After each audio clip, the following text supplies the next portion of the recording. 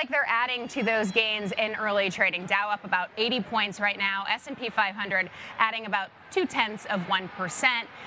Joining me now is Russell Hackman. He's here at the desk. He's president at Hackman Wealth Partners. Russell, thanks so much for being here on this Friday. Caroline, thank you for having me. So I mentioned that we have S&P 500 now hitting likely a new all-time high with these 0.2% gains, so pretty modest. But as you think about, how far we've come, especially off the lows, 30+%. Do you look at this market as ready for a breakout, or do you look at it as ready for a pause or maybe even a pullback? Well, it certainly is interesting. You got a lot of momentum, right? And then last night, you've got Governor Walsh talking about, hey, maybe we need to cut interest rates in 2 weeks, right? So that kind of talk will keep the market going, at least in the short term, I would think. I wouldn't be shorting it, I'll tell you that. And he's in the running for Fed chair. There's obviously a lot of uncertainty about the future and fate of Fed Chair Powell. If we did perhaps see Fed Chair Powell get fired from his job, do you think that would actually be bullish for the market, or would that actually question the Fed's independence and be a reason for a pullback? I think much smarter people than myself, like Jamie Dimon and David Solomon and Besant, the Treasury chair, have basically said, that's not going to happen and that can't happen. That would just be an unmitigated disaster for both the stock and bond markets. Okay.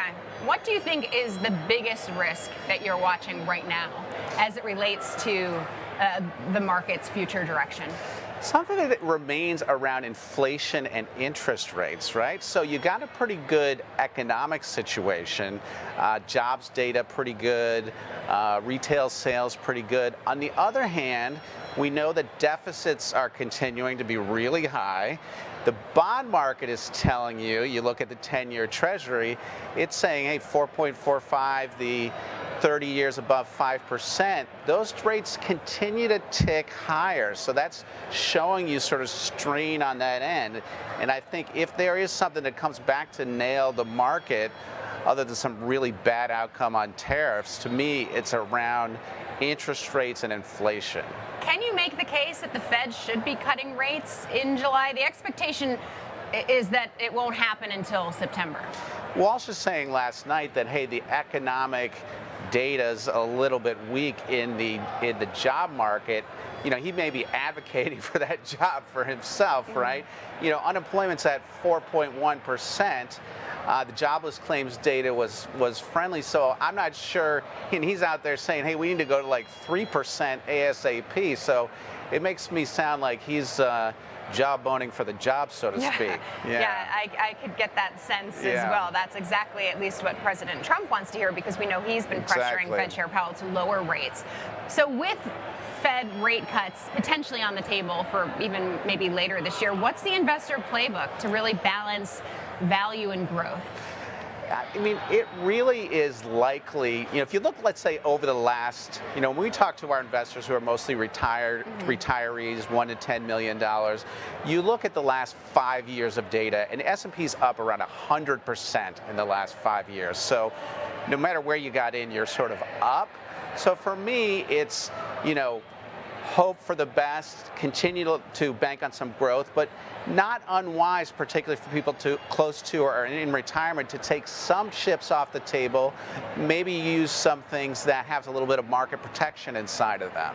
It's interesting you mentioned that your clients are mostly retirees. I saw that Allianz poll that some 64% of people are more worried about outliving their money than dying. So I'm curious if that's what you're hearing on your end, and I guess how do you manage the risk of outliving your money? It isn't that an astounding statistic, right? And, but it makes sense. And, when we work with people who are close to or in retirement, it's, hey, if you're in your 50s or 60s or even 70s, your retirement could last another 20, 30 plus years. It's like, how do you make your income last? Price levels could double or triple over that retirement.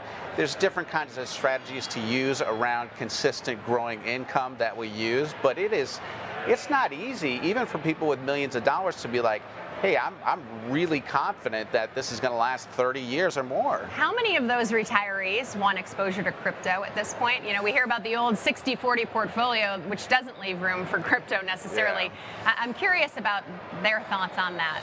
Most people that I talk to are just like, it's a little bit of a sort of Greek to them, and also, you know, kind of hazardous. You know, my personal view on crypto is doesn't really belong in my clients' portfolios, but, you know, I play around with it a little bit, but you have to be, you know, what happens every 4 years is crypto drops 80%. Yeah. And anybody who's forgotten that, you know, that tends to burn people. Yeah, there's a lot of people, I think, waiting for that drop, though, to try to get in and take part on the gains. Right. I do want to ask, you brought your book, Wall Street is Not Your Friend.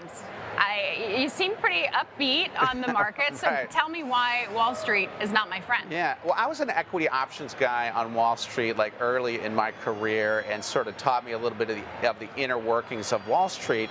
And while the market is sort of the long-term friend of Wall Street, as we see people come in with portfolios to see us, we see that their portfolios are really ridden with like hidden fees, sometimes conflicts of interest, funds that are underperforming the market. So, you know, it's a little bit like, you know, when they say that those beautiful casinos in Vegas weren't built on winners. I don't think all these pretty buildings here in New York were either. So it sounds like they need to do some due diligence before putting their money in places that might have We recommend getting a potential fees. second opinion. If you're with an advisor, get a second opinion. Get somebody to say, where are there things in here that I'm not seeing? Okay, we'll leave it.